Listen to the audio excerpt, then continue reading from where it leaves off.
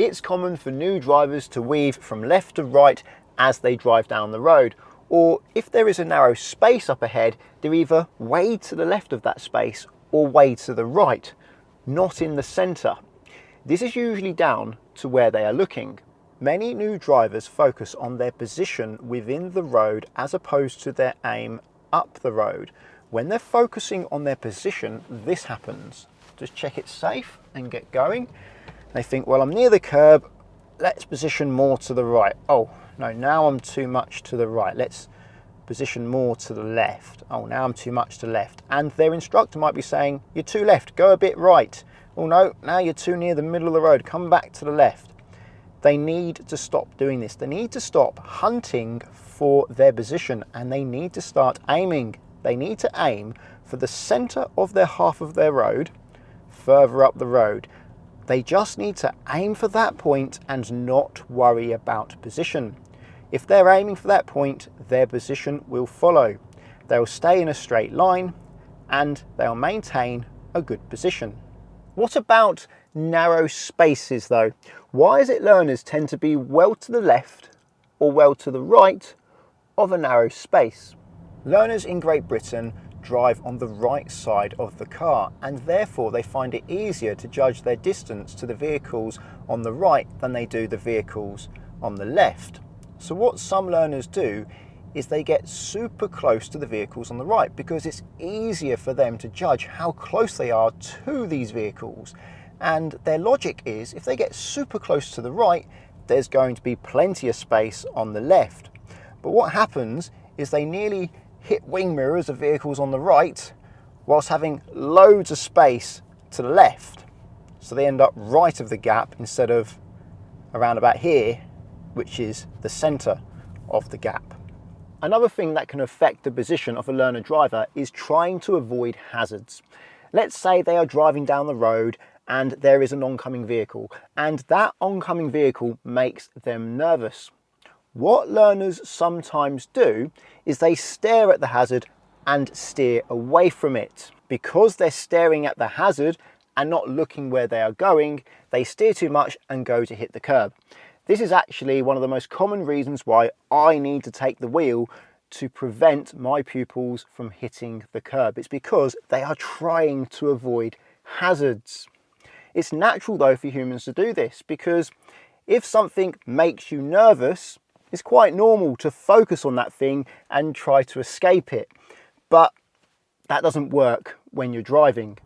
Another reason why a learner may go to hit the curb is when they're trying to steer when the corner or the bend is out the front window. In this case, it's more of a corner than a bend. So we're going left here. And what learners will tend to do is try to steer now. They can see the bend in front of them, but they'll try and steer now, in which case they're going to hit the curb or drive over it. An experienced driver will know this is obvious. You've got to drive forwards more. Wait until, obviously I'm checking left and right to make sure it's safe. I'm doing it slowly because I've got the head cam on. Wait until the pavement's alongside you like that, and now you can whack the steering on and go around the pavement instead of driving over it. I've got another example here. So I'm taking this road on the left. Learners will tend to steer left around about now in my experience, but no, it's a very sharp bend. I call it a knuckle bend because it's the shape of a knuckle. You've got to get it alongside you and then whack the steering on like that to go around it instead of over it. I'm now going to talk about some of the solutions to these problems, but before I do, I'm going to recommend a video I made 5 years ago. In this video, I'm trying to give you more of a real life perspective of what's going on and how to improve your position. But in that video, I was using animation and a top-down view. However, it's done over 1 million views, and watching it back, I can see why. Without blowing my own trumpet, I think that was quite a good video. Usually when I look at old videos, I cringe, but with this one, I was quite proud of it. So if you think that's going to help you, if you think animation and a top-down view of what you need to do is going to help you, I'll leave a link to that video up there. Now it's a new day because I was running out of light, and I know I've promised you solutions, but before I show you the solutions, I want to show you 2 ways learner drivers deal with these parked cars poorly. The first way is they come out late. So they drive all the way up to the parked vehicle and then steer out late, putting them on a collision course to the curb, trying to avoid that curb. Now they're going towards this curb, trying to avoid that one, then they go towards this car on the right. Okay, I don't have to say much more than that. I think you can see how that's probably not the best way to deal with it. So after my pupils are getting too close to the parked cars and moving out too late, I ask them to move out earlier. And when I do this, this happens. Now check your mirrors then, move out, and they steer sharply to the right towards the grass and then avoid the grass. And that's quite scary for the passenger and the people on the pavement. Yeah, check your mirrors and move back to, oh no, towards the grass and then avoid the grass again. They're trying to change the position of their car. What they need to do is stop trying to change where their car currently is in the road instantaneously and just change their aim. And that is the solution to the problem. Don't try and change the position of the vehicle, just change your aim. So as my pupil is approaching this parked car, I'll say, check your centre right mirror and aim for the space between the parked car and the curb. Just aim for the centre of that space. And they barely need to steer. They're practically going in a straight line. Now check your centre and left mirror and aim for the space next to the Fiat 500. Very little steering needed. And again, aim for the space next to the Audi. And as you see there, I practically went in a straight line. I didn't even really need to check my centre right mirror for the Audi because I was barely moving at all. I hadn't moved totally in anyway, so I was basically going straight. And you see how keeping it straight like that means less steering, so it's easier. It feels more comfortable for the passenger. It feels more comfortable for people on the pavement, but also you're less likely to hit anything that would be trying to overtake you like a cyclist because you're not making a sudden jarring movement of the wheel where you suddenly turn the car. You're keeping it relatively straight. Most beginners feel they need to stay to the left all of the time when driving, which is why they drive all the way up to parked cars before steering to the right at the last moment. That's not the safest way to deal with it. You should move to the right as early as it's safe to do so. This improves your view ahead so you can see oncoming traffic and they can see you. That helps you make a better decision. Also, as demonstrated, it helps you maintain a better position. When I'm helping my pupils learn to drive, I'm always encouraging them to aim at the solution to the next problem. So the solution to this roundabout is to stop at this line. So that's the aim. We're aiming to stop at the line. Now the aim is to pass the next vehicle. So we're aiming from here straight away to pass the next vehicle. Now the solution is next to the oncoming blue vehicle. So we're aiming for that place. Now we're aiming for the space between the white vehicle and the oncoming vehicle. So we're aiming here. If there wasn't space to go through, we'd be aiming to stop before it. So we're always aiming at something. We're always prepared for where we can go and where we need to wait. At the moment, I'm aiming to pass these parked cars, and now there's a mini roundabout. I'm aiming to stop by the line of that mini roundabout until I'm absolutely certain it's safe to go. I don't have to stop. If I find out it's safe to go on the way there, I'll then continue to aim for the next place. Now I'm aiming for the space next to the oncoming vehicle and the curb. Now I'm aiming to possibly stop at the zebra crossing if needed, but I don't need to, so I can carry on.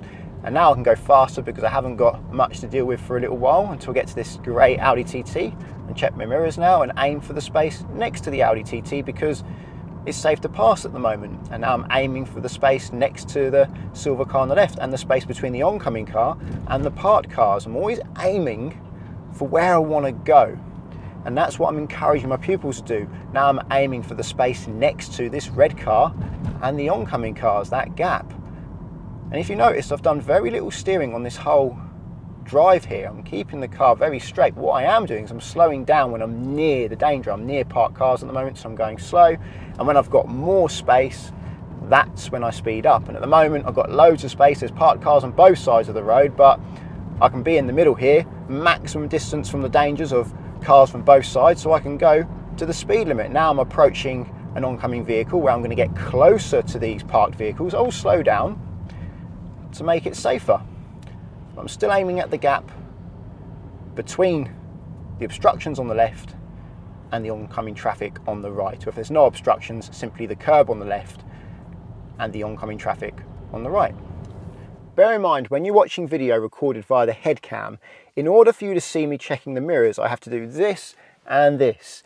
And I don't always have time to do that. Sometimes I need to do my normal mirror checks, which would be, let's say I'm checking center and left, it'll be more like this. That's my center and left mirror check, barely moving my head at all, and the head cam's image stabilization will probably wipe that movement out anyway, so it look like I'm not checking my mirrors. So I do try to deliberately move my head to remind my viewers, yes, you should check your center and right mirror before moving to the right to pass a parked vehicle, but sometimes you're going to see, via the camera at least, that it looks like I haven't checked my mirrors, but that's not necessarily the case. The next solution is how to judge if you're in the middle of the space you're trying to use, or whether or not you can actually fit in that space to begin with. To help you judge whether or not you can fit, look at one of the parked vehicles either side of the space and judge, can I fit that parked vehicle in the space? If the parked vehicle fits, then you can likely fit. When driving down a narrow road, try not to think about the left side of your car or the right side of your car, because the car looks a lot wider than the space. Focus on the center of your space and put your left knee in the center of the space. And if you're driving on the left side, it will be your right knee. It's the knee that's closest to the middle of the car. I'll show you what I mean. I'll get going now. And I'm not focusing on the car. I'm not thinking about my left side or my right side. I'm just thinking about me, where I'm sitting, where my left leg is standing, and I'm focusing on the center. And I'm putting my left leg in the center of the space, and therefore the center of the car is in the center of the space. I'm not thinking about the sides. Also, the steering wheel, from your perspective, roughly is about the width of your car, but that is rough. However, if the gap gets really narrow and you're worried, then you want to focus on the sides. But if you're focusing on the sides, you need to be slow enough that you can regularly check both sides like this. I'm checking that wing mirror. That one looks good. This one looks good. Yep. So you have to be very slow if you're checking both sides. You've got time to check both sides. If you've only got time to check one side, you shouldn't be checking the side. You should be focusing on the center and feeling like your left knee is in the center. The car is an extension of yourself. If you try to control the box that you're driving, you're probably going to struggle. So if the space is easily big enough for a car, focus on the center of the space and put the center of the car in the center of the space. Don't be thinking about how close the right side of the car is to the right side of the space, or the left side of the car to the left side of the space. Think about the center. To judge if the center of the car is in the center, use your knee that's closest to the middle of the car. If you're driving on this side of the car, it's going to be your left knee. And steer the car until you feel like your left knee's in the center. If your left knee's in the center, then the center of your car is in the center. If you get to a space that looks so narrow that you're worrying whether or not there is enough space, then go super slow, slower than walking speed, and continually check each wing mirror to make sure each side is clearing. That is when you're actually going to be focusing on the width of your car, when you're very slow in a very tight gap. For example, if you're parking in a parking space, then you're focusing on the width of your car. But when you're driving down the road, if you're driving at any kind of speed, the space should be big enough that you're confident it's easily big enough for a car, and therefore you can just focus on the center. New drivers tend to steer too much on bends. So on right bends, they'll end up going near the middle of the road or even over the middle of the road. And on left bends, they'll end up getting close to the curb or maybe even going to hit the curb. And that's because they're looking too far. If you look across the bend, you will want to cut across the bend. You need to look within your lane. And on a straight like now, we can look really far, because I can look very far ahead without my line of sight cutting across the pavement or across the other side of the road. But as I get to the bend, I've actually got to look closer so that my line of sight isn't cutting the corner. Because if my line of sight cuts the corner, then I am likely to cut the corner. This doesn't mean though you should only look within your lane, because on tighter bends, you're not going to be looking far enough ahead to notice hazards. You're looking within your lane for position, but every so often you should be focusing far up the road just to check to see if there's any hazards you need to be aware of. But for position, keep your eye aiming at the center of your lane. It's important to understand that when you're dealing with obstructions such as parked cars, you need to ask for half of your space, because if you don't ask for half, the oncoming traffic will take more than their fair half, leaving you squeezed up against the parked vehicles. Also, don't follow the line in the middle of the road when you're dealing with obstructions, because if you try to stay off the line in the middle, again, you're going to be squeezing over to the left more than you need to. Ask for half the space and leave the other half for oncoming traffic if there is enough room for both of you to go through at the same time. This is what I mean. So as I'm dealing with these vehicles, I'm trying to ask for half whilst allowing for half the space. I'm not worried about this line in the middle. I'm thinking of the total space and then taking half of it and allowing half for the other driver. So I just nodded my head to that driver there, which may have been a bit disorientating with the camera on my head. But that's what I'm doing. I'm looking at the total space available in the road, asking for half and leaving half for the oncoming traffic. If there's a larger vehicle coming the other way, then I'll leave a bit more space. Learner drivers try to put the nose of the car near the roundabout as they go around, meaning they go to hit the roundabout. Here's an example. I'll put the nose near it. Oh, I'm going to hit that, so I have to come away. That's because the car is rigid. The car doesn't curve with the roundabout. The front is always pointing away from the roundabout as you go round. So again, it's a case of not controlling the box you are driving, but instead focusing on yourself. Does it feel like you are going round the roundabout? If you feel like you are going round it, as in your body is going round it, then you have enough steering. The front of the car will always be pointing away from the roundabout as you go round. Some learner drivers are natural. They get into the car and they steer where they want to go without a problem. But most people aren't like that. Most people need practice. At the beginning, most people are thinking about the sides of their car and where the front of the car is pointing. And they're trying to guide the car based on those things. And whilst they're doing that, well, they need a lot of help from their instructor. Once they stop thinking about the dimensions of the car and where the car is pointing and start thinking about themselves and start driving themselves, allowing the car to be an extension of themselves, that's when things start to go well. Sometimes a loss of position though is not down to skill, and me focusing on skills not going to help someone. Sometimes they may be losing their position because they're overwhelmed. They may be on a route that's too challenging and therefore they're looking at all the hazards and not focusing on where they're going, meaning they have a poor position. Or they're so stressed that they become absent and they're not thinking about where they're going. They're internal, they're thinking, they're not paying attention. They start to miss obvious things. You think, how on earth have they not seen that?